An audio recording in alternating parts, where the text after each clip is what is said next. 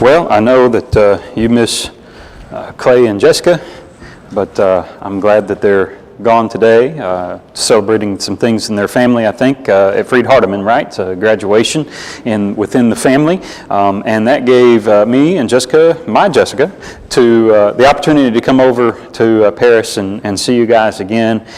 It was, I think, about 6 months ago that I was here filling in for Clay, and I told you about the work that we were beginning in Costa Rica.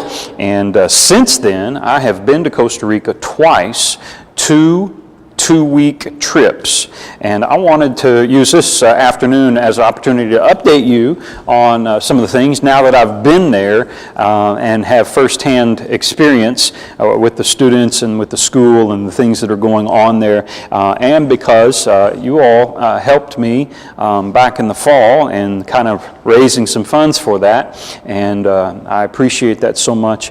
I told you I wasn't going to beg for money today, like missionaries often do, and so I'm not. Honestly, I have the bare minimum of what I need for my expenses for this year, and so when folks ask, I'm saying, look, right now, I'm good. I'm not asking for any more. I will need, as we already are planning 2020, I will need continued support through then, but that's later this year that we'll think about that and start planning for. Anyway, I wanted to give you a quick update on that. Just like the last time I was here, the little bird's calling, it's all right. Last time I was here, I brought the little card that basically sums up everything that was on the PowerPoint then, and I brought a few more of those just as a refresher, and I'm going to quickly run through everything I mentioned last week, a little bit about Costa Rica. It's about 5 million people, and where I'm going is the capital of San Jose, and just outside of San Jose, about the same distance from here to Lexington, is the city of Coronado, and that's kind of where I'm living when I'm there, and where the school is pretty much located. But we're all over San Jose capital, and the capital itself is about 2 million people. And so if you imagine the distance between here and Lexington, and about the same radius all around Lexington, 30 minutes all the way around Lexington is what San Jose is, and its surrounding little communities. Well, there's 2 million people in that area, which for us, that's a whole lot of space. We've got the horse farms and everything. There is not. The major roads there, I have noticed, is like Main Street right here. It's 1 or 2 lanes, and those are their major roads. So 2 million people on that size of a road, traffic is bad. Anyway, it's predominantly a Catholic country with a lot of denominational influence. It seems like there's a lot of Pentecostal influence there right now that I've been in the country and seen it more. Still about 50 congregations. Some of the students from the school have already established a congregation in San Jose that was non-existent a year ago. 3 of the students, they rotate preaching turns each week, and then the director of the school, Raphael, and his wife also attend there, and they help a little bit as well with the congregation that has been established. That's where I worshiped the last 2 Sundays, and there were about 47 people there each Sunday, and they meet in a home that's rented just for the purpose of this congregation. And so in the bedrooms is where the Bible classes are for the little kids, and in the main living room area, what we would call, is where they have the adult Bible class and worship service. And so 47 people crammed into a space, maybe from this pillar to the front of the auditorium here, is their worship area. Anyway, the school itself is there to help try to train future leaders of the church and preachers especially, because there are about 50 congregations in the country, and there are no elders presently at any of those congregations, and some of the men who are preaching in those congregations have no training, very little training, if any at all, and because of that, they've got some issues that I've already found out about, and Raphael and myself and other of the instructors at the school are helping to train the future preachers to have to deal with some things, and I might mention those here in a minute. Anyway, the purpose of the Costa Rican Theological Institute is mainly to develop and train preachers, and that's mostly what my work is when I go down there, is teaching the classes. It's not so much as evangelism as it is training and equipping the students that are there now, who are about 50% of them are already preaching for a church somewhere, and then the other 50%, once they graduate, we hope will go back to their home area of the country and preach. There is the need for congregational independence and autonomy, and less influence from American influence of the church. They need to be on their own, just like we need to be on our own.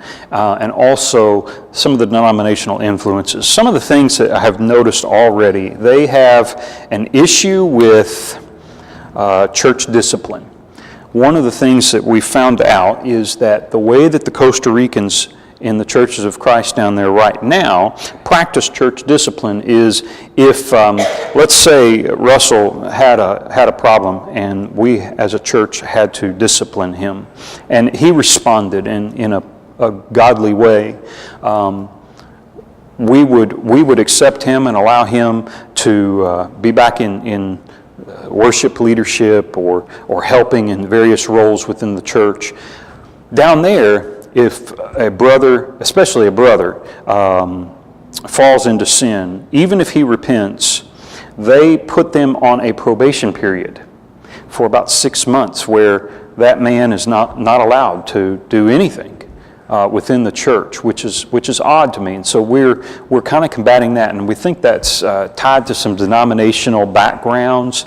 We're not exactly sure. There's a few other teachings or maybe cultural backgrounds that may not be exactly right, that are showing up within the churches, and that we are helping to teach and train for the future, maybe to influence for the good and a little bit more scripturally accurate.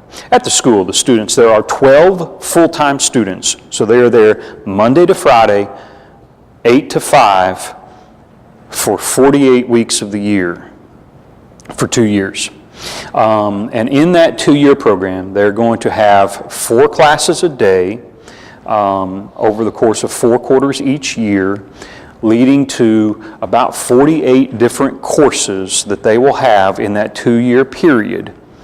Some of those courses are 3-month courses, and some, like myself, that teach are simply short courses. We cram all the material into 2 weeks. And so I'll mention that in a minute. Anyway, it's a 2-year program, and they are getting ready to graduate their first class of 6 students in December of this year. So they have a first-year class. That's students that this is their first year. There's 6 of those. And then second-year students, this is their second year in the program, and they're going to graduate at the end of this calendar year, and there's 6 of them. There is a master's program where there are 4 students that come on Monday nights for 5 hours, Monday nights each week for 5 hours, and those are preachers in the area that already have some sort of degree or background certificate, something like that, and they're working towards their masters.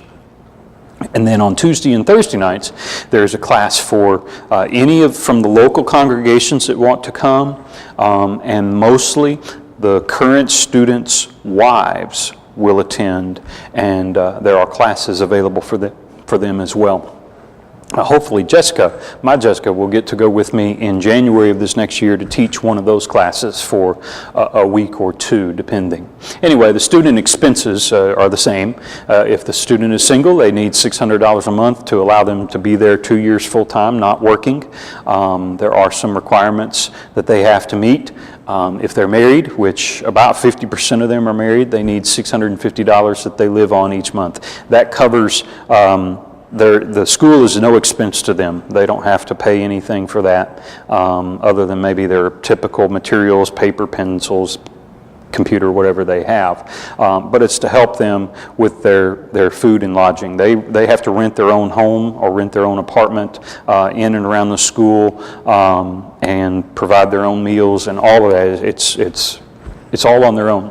All of the students either take a bus from where they're currently living or travel if they're close enough to still live at their own home, like from wherever they came from.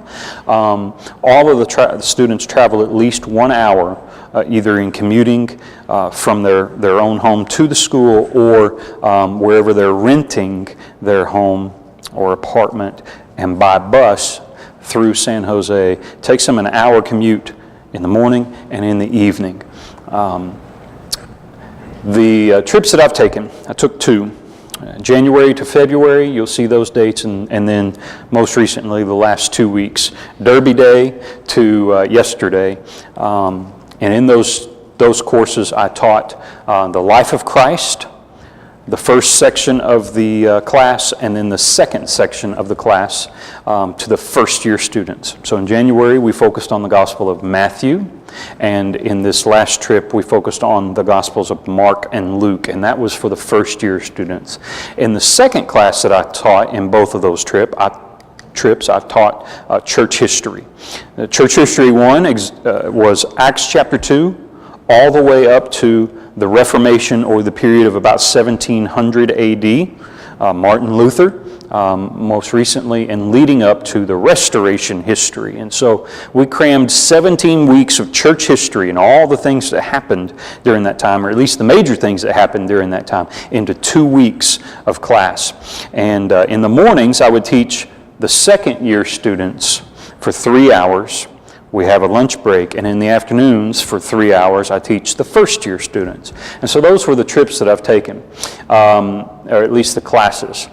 When I went in January, on the weekends, the students are required to go and help another congregation, either preaching and teaching Bible class or helping congregations with evangelism campaigns on the weekends. So they're in classes Monday to Friday, 8 to 5, and then on Saturday and Sunday, they go out, they spread out throughout the country and go help with various seminars or evangelism door-knocking campaigns, trying to help establish or grow and strengthen existing churches. And so on my first trip, we actually spent 2 weekends. I was there over the course of 2 weekends, and we did seminars, one at a place called Guapolis and another at La Fortuna. La Fortuna is a highly tourist area, and that's where we finally got to see some decent sights and a little bit of tiny bit of sightseeing, an active volcano, and that kind of thing. I'll show you some pictures in a minute. And then this last trip, we did 1 weekend evangelism seminar.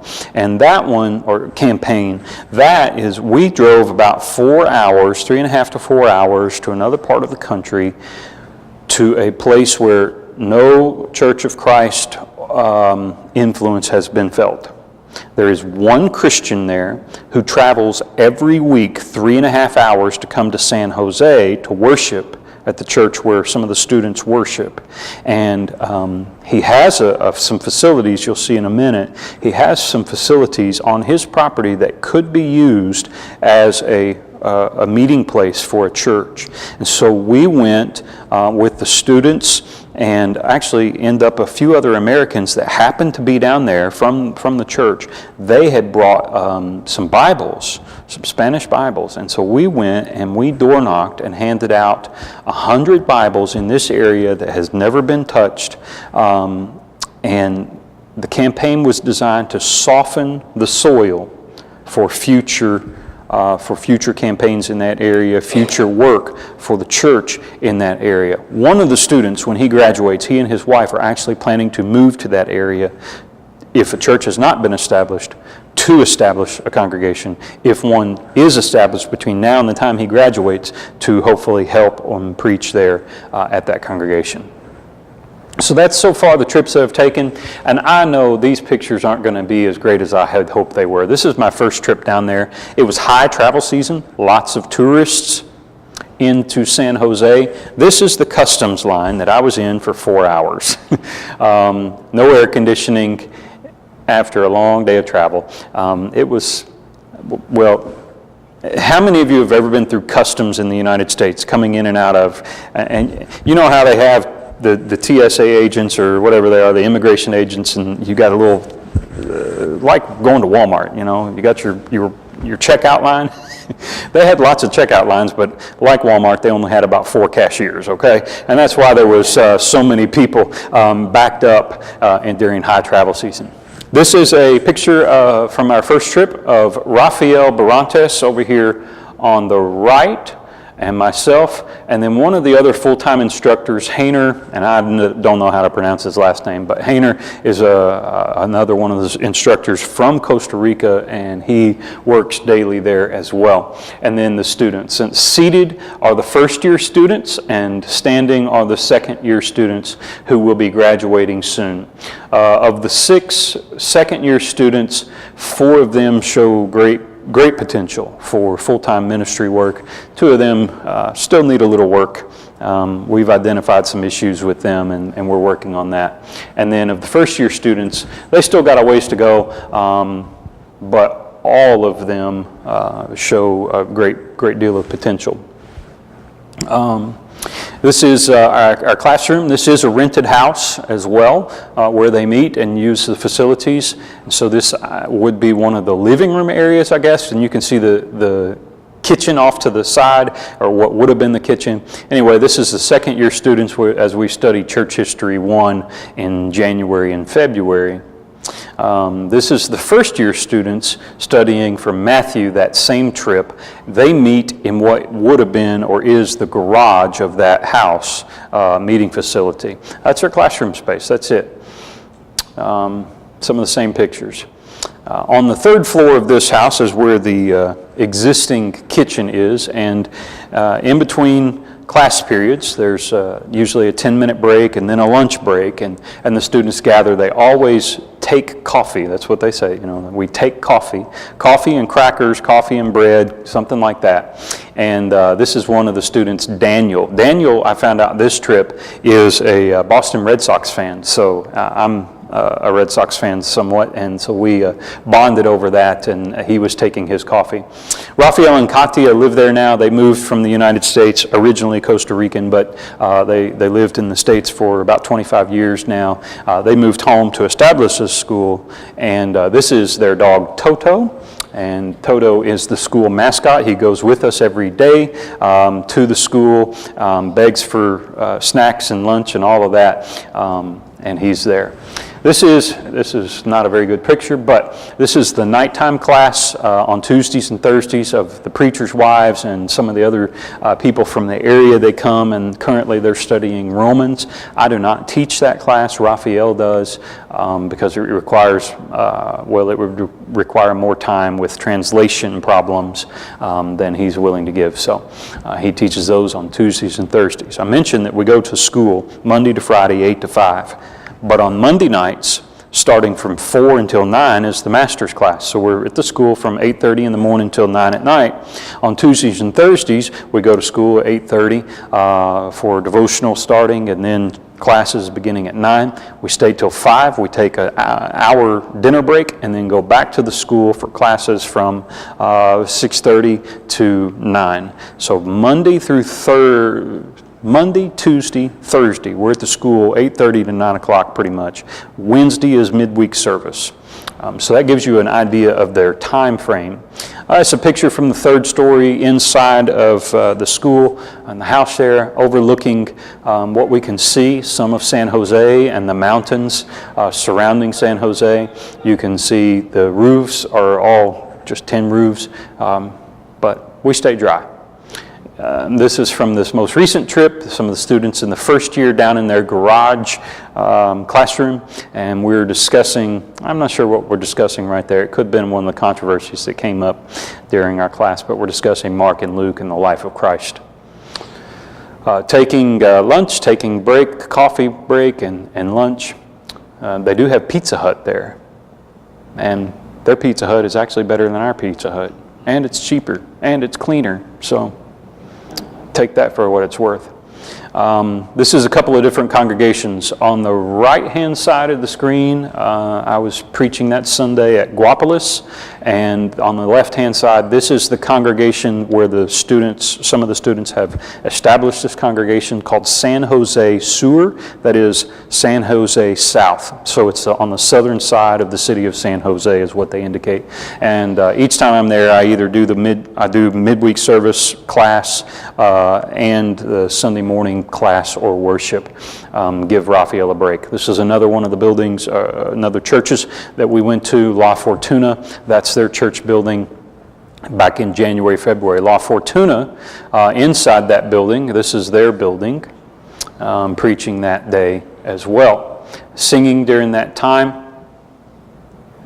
La Fortuna stands at the base of a volcano named Arenal. And it is a highly traveled tourist area. In fact, I found a nice flat plot of land for sale, $25,000. Thought about investing in it and putting some casitas up for tourist season and just moving down there and having a little business and helping. But right now I can't afford $25,000 on the land and then try to build too. But anyway, it was a beautiful area. Got to see one of the several volcanoes in Costa Rica, and also Arenal and some of the sites around there. This past trip, I told you we went on an evangelism campaign, softening the soil up in San Marcos. These are some of the students as we went out on the campaign, collecting the Bibles as they're going to go out door to door and pass those out. And then on one of the roads, this is some of the sites we saw. Away from San Jose, the country is very pretty. San Jose itself is like any major city, usually not that pretty. And so there it is. One of the students, this is Jean Paul. He is at a grocery store or kind of a convenience store in this area when we were campaigning.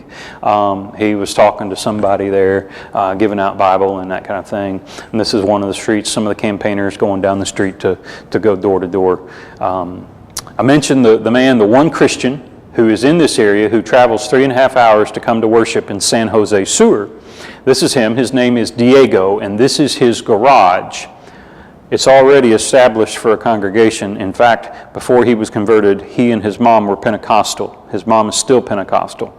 But when he was Pentecostal, he and his mom, a Pentecostal church met there. He shut it down when he became a Christian. He said, no more on our property. And so now he is hoping to establish a congregation in that area and use that facility on his property for those purposes. So he was showing us those facilities as well.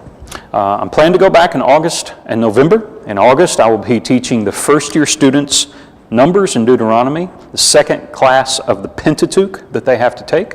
And then I'll do in one class, but then in the evenings, I will be doing a seminar for all the local churches that would like to attend a gospel meeting, basically, on the life of Solomon, 10 lessons on the life of Solomon. In November, I plan to go back. I'll be teaching Christian Evidences, Apologetics, and Ephesians, Colossians. And then in 2020, while I was there this time, Raphael and myself sat down and looked at the class schedule and scheduled out what classes I'll be teaching then and a couple of dates already that are firm in for 2020. Again, how can churches and Christians in this area help with Costa Rica work? Pray for them. Sponsor a missionary. Myself, I have the expenses that I need for this year. But continued support in the future would be much appreciated. Raphael and his wife left a $70,000 preaching job here in the States and moved home to do this. They have about half of their support that they need to continue to live there. One of the biggest things is as one class graduates out, we're going to be recruiting new students for beginning in 2020, and those students need a sponsor. They need someone or a congregation that will be able to help them offset their expenses. So that's a continued way that churches in our area could help with them. Those are the main things: to sponsor a missionary, sponsor a student. I want to conclude and remind you what I did the last time when I was here, what 3 John verses 5 through 8 says. Essentially, no matter what we do, we're all fellow workers in the kingdom. And that's one thing that I've been impressed by so much when I've been in Costa Rica, that we share many of the same beliefs. There's a few things that are different that we're either doctrinally we're working on with them to show them the way of God more accurately, or some things that are just different because of culture, beans and rice. But we still have the same goals in mind. And something else that I have noticed, especially with the Costa Rican, the students, they are very evangelism minded. They want to go out and establish congregations where congregations have not been established before. They want to touch those areas with the gospel that have never heard of restoration principles. I had the opportunity this last trip to talk so much about where we live, about the history of the church and the influence of great men and women from the past who have made it possible. In fact, as I go back to teach that same class next year, I've already found some things I need to add. If it were not for the American Restoration Movement, so deeply rooted in our area, especially here in Bourbon County, there would be no church in Costa Rica. I mean, there might be. Providentially, God can plant the seed of the Word into anybody's heart, and it'll produce Christians, which will produce churches of the Lord, right? But if it were not for the American Restoration and then American missionaries going to Latin America, places like Costa Rica, it would not exist. In fact, the church in Costa Rica did not exist, Lord's Church did not exist in Costa Rica until about 1950. And from 1950 to present day, there are 50 congregations, no elders, lack of training, but they're evangelistic, the ones that are there. They're faithful, they're doing their very best. And so I count it a blessing to be a fellow worker with them, even though they're different than me, and I'm different than them, and we live in different areas, we have different schedules, we're still working in the same way. So it is for you and me, everyone that we meet, the church in Lexington, the church in Winchester, in Mount Sterling, it's the same. We're fellow workers for the truth. Whether it is we're simply praying for them, whether it is we're sending Spanish Bibles, or we're sending aid to help them get further training, to establish congregations, whatever it is that we're doing our part as fellow workers. I wonder if you are. I wonder if you're doing your part as a fellow worker with the Paris congregation, whatever it is, in Bible classes, in service, in the food pantry. I have a safe assumption, I think, that those of you that are here today are probably doing your work. You're probably doing your part. I hope that you will continue. I hope that you will be an encouragement and be encouraged by this thought that whatever it is you're doing, you're working in the kingdom. And we all have that common bond, that common denominator of Jesus Christ, our faith, salvation through Him, that opportunity. How wonderful it is that we can be a part of this kingdom that is not only in Central Kentucky, where we have the names and likes of Barton Stone and Alexander and Thomas Campbell, and Everett Donaldson and George Rogers and all of those people that came before us, but that all throughout the world, these men that I've shown you, these young men, they're going to learn. They're continuing to learn, and they're going to put into print in Spanish restoration principles, New Testament church principles, and they're going to be the George Rogers, Barton Stones, Basil Overton. They're going to be those kinds of people for their country, and we can help them in whatever way it is, large or small. What are you doing for the kingdom's sake? Be encouraged today. Go out, live this week as a worker in the vineyard of the Lord. He needs us. He wants us, not only for His kingdom, but He wants us for Himself individually. so that we can enjoy eternal life with Him someday. The invitation will be here for those that might need to respond. I hope that you'll find encouragement, that you'll go out this week and do something and share in the work of the Lord. If you need to respond in public response of confession of wrongdoing, repentance, or seeking forgiveness for the very first time, we stand ready to receive you. Let's stand together and sing as we encourage one another.